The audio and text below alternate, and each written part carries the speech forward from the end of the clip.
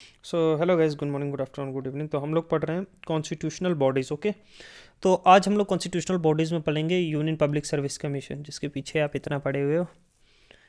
ठीक है, तो ये कॉन्स्टिट्यूशनल बॉडीज़ है ऑफ कोर्स। ठीक है, यूनियन पब्लिक सर्विस कमीशन, और ये सेंट्रल एजेंसी है इंडिया में जो रिस्पॉन्सिबल है कंडक्ट करने के लिए क्या है, वेरियस जो प्रेस्टिजियस एग्जाम्स हैं, और अपॉइंट करने के लिए क्या, अपॉइंटमेंट किसकी, कौन लोगों की, ऑल इंडिया सर्विसेज और ग्रुप ए और ग्रुप बी की जो सेंट्रल सर्विसेज में।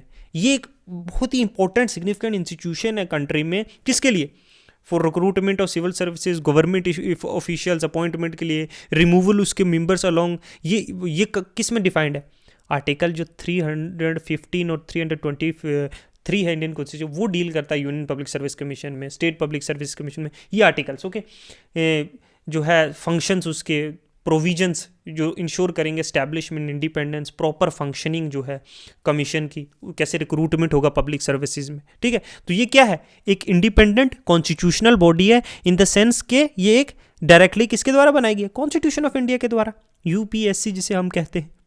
ठीक है, हम इसका कॉम्पोजिशन पढ़ते हैं। देखो, इसमें एक चेयरपर्सन है जो हेड करता है, जो यूपीएससी को हेड कौन करता है, एक चेयरपर्सन जो रिस्पॉन्सिबल है ओवरऑल लीडरशिप और मैनेजमेंट जो है कमीशन की एक्टिविटीज का। मेंबरशिप, देखो जो कमीशन है वो क्या कंसिस्ट, एक चेयरपर्सन है और number of the members usually जो है 9 से 11 के बीच में होते हैं, और ये डिटरमाइन किसके द्वारा किए जाते हैं, प्रेसिडेंट ऑफ इंडिया के द्वारा। ठीक है, किसके द्वारा, प्रेसिडेंट ऑफ इंडिया के द्वारा। जो एग्जैक्ट नंबर ऑफ मेंबर्स है ना वो फिक्स नहीं है कॉन्स्टिट्यूशन में भी। ठीक है, कैन बी रेगुलेटेड जैसे प्रेसिडेंट चाहेगा। ओके, ये जो हमने मेंबर्स, अब बढ़ते हैं हम लोग एलिजिबिलिटी और क्वालिफिकेशन। देखो, चेयर पर्सन और मेंबर्स जो है वो टिपिकली इंडिविजुअल जिनके पास कुछ सिग्निफिकेंट एक्सपीरियंस हो पब्लिक एडमिनिस्ट्रेशन का। ठीक है, एकेडमिया, लीगल सर्विसेज या दूसरे प्रोफेशनल फील्ड्स का। एटलीस्ट जो हाफ ऑफ द उसके मेंबर्स हैं, आधे लोग जो हैं इस कंपोजिशन में, उनको एटलीस्ट जो है 10 साल की जो है उनकी सर्विस होनी चाहिए गवर्नमेंट इंडिया या स्टेट गवर्नमेंट के अंडर, किसी ऑफिस हेल्ड किया हुआ होना चाहिए, कोई एडमिनिस्ट्रेटिव ऑफिस। अपॉइंटमेंट जो है, देखो प्रेसिडेंट ऑफ इंडिया जो है वो अपॉइंट करता है चेयरपर्सन को और अदर मेंबर्स को। ठीक है, और मेंबर्स जो है वो होल्ड करते हैं कितना, 6 ईयर्स, या फिर जब तक कि वो अपनी एज जो है 65 तक नहीं पहुंचते। ठीक है, जो भी पहले आ गया उससे वो रिटायर हो सकते हैं, वो रिमूव भी किए जा सकते हैं प्रेसिडेंट के द्वारा, जो कॉन्स्टिट्यूशन ने प्रोवाइड किया हुआ। देखो, रिमूवल जो है, member can be removed by president under specific, यहाँ थोड़ा गैप है, अंडर स्पेसिफिक कंडीशन। जैसे ग्राउंड क्या है, मिसबिहेवियर। लेकिन ये इंक्वायरी सुप्रीम कोर्ट करेगी, उस इंक्वायरी के बाद जो है प्रूव करेगी, तभी जो है on advice after an inquiry, insolvency, infirmity of mind and body, या इंगेज हैं किसी पेड एम्प्लॉयमेंट में आउटसाइड जो ड्यूटी है इनकी ऑफिस में। रेजिग्नेशन जो है अगर वो रिजाइन भी कर सकते हैं सबमिट करके एक रिटर्न में, किसको, प्रेसिडेंट ऑफ इंडिया को। ठीक है, इंडिपेंडेंसी इसकी, देखो अपॉइंट किया जाता है, अपॉइंटमेंट प्रेसिडेंट को, चेयरपर्सन और मेंबर जो यूपीएससी के वो अपॉइंट किए जाते हैं प्रेसिडेंट ऑफ इंडिया के द्वारा। तो इंश्योरिंग कि ये प्रोसेस जो है फ्री हो पॉलिटिकल और रेगुलर रीजनल बाइस से। ठीक है, और सिक्योरिटी ऑफ टेन्यूर दी जाती है, इंश्योर किया जाता है कि एक फिक्स टेन्यूर हो 6 साल का, या अनटिल जो है ये एज 65 में हो, जो पहले पहुंचे। ये remove can not be removed from the office, arbitrarily remove नहीं किया जा सकता, सिर्फ इन कंडीशंस पे कि वो प्रूव्ड मिसबिहेवियर और इनकैपेसिटी है। रिमूवल प्रोसेस जो है वो इन्वॉल्व करता है, सुप्रीम कोर्ट की इंक्वायरी होगी अगर वो पाएंगे तब। ठीक है, प्रेसिडेंट एक्ट करता है सिर्फ ओनली आफ्टर रिसीविंग जो है सुप्रीम कोर्ट का रिकमेंडेशन। समझे, वो बैंक्रप्सी भी हो सकते हैं अगर वो इंगेज्ड है, जो मैंने बताया किसी पेड एम्प्लॉयमेंट में, या फिर वो प्रेसिडेंट के ओपिनियन में अनफिट टू कंटिन्यू रूल है ना।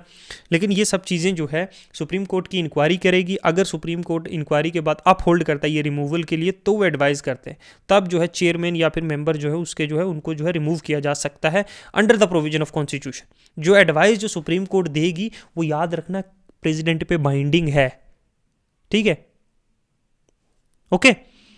अब पढ़ते हैं हम जो है इसका जो है फिक्स इंडिपेंडेंस में देख लिया, फिक्स सर्विस कंडीशन। देखो, कंडीशन ऑफ जो सर्विसेज हैं यूपीएससी मेंबर्स की वो चेंज नहीं की जा सकती उनके डिसएडवांटेज में ड्यूरिंग द टेन्यूर, कि एक बंदे को इलेक्ट कर दिया ड्यूरिंग द टेन्यूर, उसको जो है उसकी पोजीशन चेंज कर दिया गया सर्विस। ये प्रिवेंट करता है, कोई भी इन्फ्लुएंस अंडर प्रेशर कोई भी इन्फ्लुएंस नहीं कर सकता उनका। फाइनेंशियल इंडिपेंडेंस, जो देखो यूपीएससी की जो इन्फ्लुएंस, जो एक्सपेंसेस हैं, जो खर्चे हैं, इंक्लूडिंग जो सैलरी अलाउंसेस जो या ऑफ मेंबर हैं, वो चार्ज है कंसोलिडेटेड फंड ऑफ इंडिया से, चार्ज फिर से चार्ज आ गया ना। इसका क्या मतलब है, एक फाइनेंशियल ऑटोनॉमी दी हुई है, इंडिपेंडेंस दी हुई है, ताकि उनके एक्सपेंसेस जो है उन्हें एनुअल अप्रूवल की जरूरत ना पड़े पार्लियामेंट से। डिस्कस कर सकती है पार्लियामेंट, बातचीत कर सकती है, लेकिन वोट नहीं है, डायरेक्टली वो पास हो जाते हैं, ठीक है।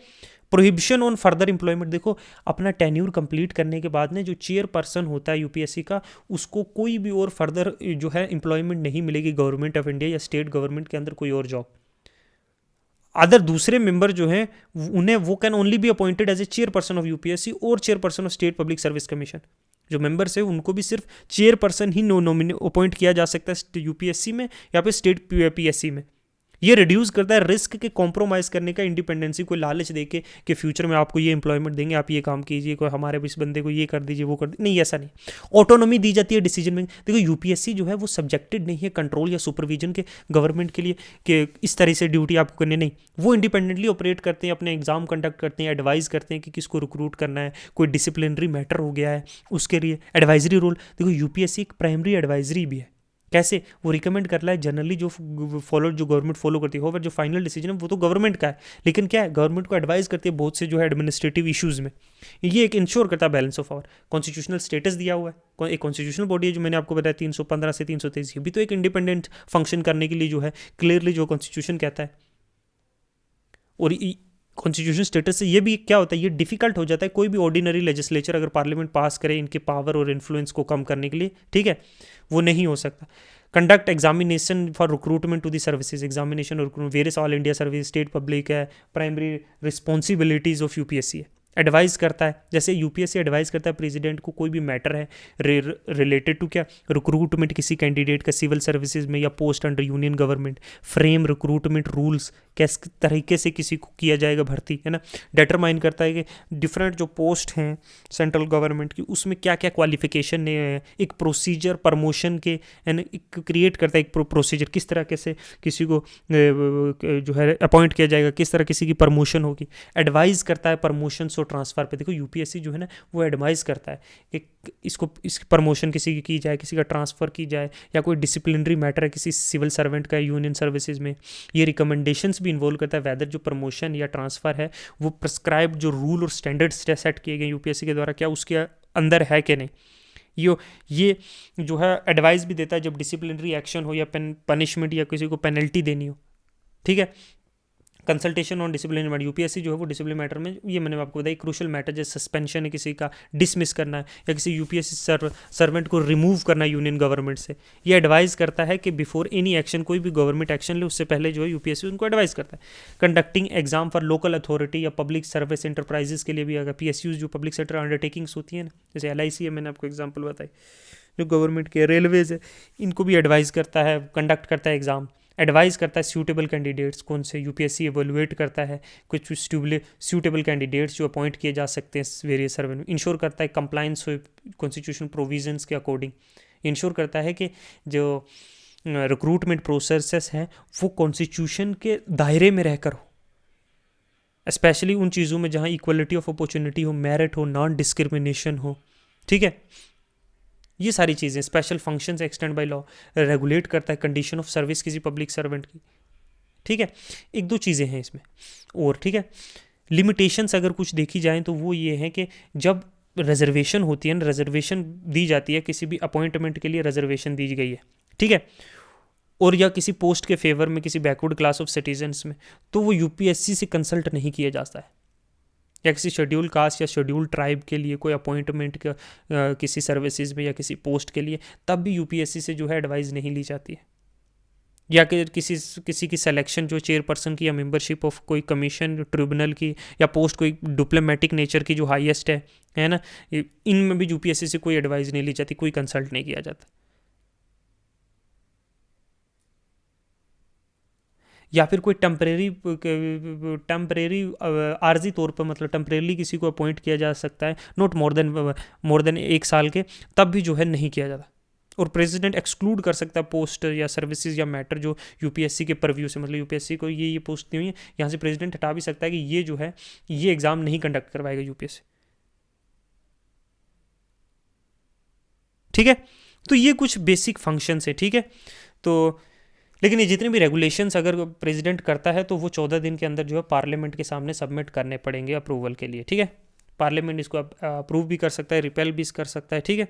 तो कॉन्स्टिट्यूशन जो है एक कॉन्स्टिट्यूशन यूपीएससी को क्या है, एक watch dog of merit system in India, कि मेरिट बेस पे सिलेक्शंस होगी, ठीक है।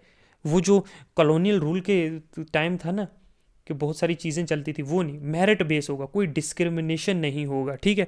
क्योंकि ये एक जो है ना हाईएस्ट क्या है, हाईएस्ट जो है एक कॉन्स्टिट्यूशनल बॉडी है जो कंट्री में जो है उन लोगों को सेलेक्ट करेगी जो एडमिनिस्ट्रेशन का कंट्री का संभालेंगे, ठीक है। क्योंकि हमारे जो कंट्री में ना, देखो हमारे जो कंट्री में जितने भी मैक्सिमम पॉलिटिशियंस जो हैं, they are not literate, illiterate, okay. They don't have the required knowledge to administer the country, to make law, to to to clause by clause जैसी चीज़ें होती हैं बहुत सारी एडमिनिस्ट्रेटिव। तो ये लोगों को जो है एक काबिल लोगों को ये किया जाता है ताकि ये कंट्री को रन करने के लिए इन लोगों को एडवाइस करें, इन लोगों के साथ चलें, इन लोगों को प्रॉपर एडवाइजिंग करें, प्रॉपर जो है क्या चीज़ें सही हैं क्या गलत बताने के लिए। So it's a very corner stone, it's a very important जो है institution in a democratic country like India, जो इतनी डाइवर्सिफाइड है, ओके। तो ये एक छोटा सा एक चैप्टर था यूपीएससी के लिए। हम स्टेट पब्लिक सर्विस कमीशन जो है नेक्स्ट पढ़ेंगे, ठीक है। तो इतना ही रखते हैं आज के लिए। Thank you, goodbye, good night.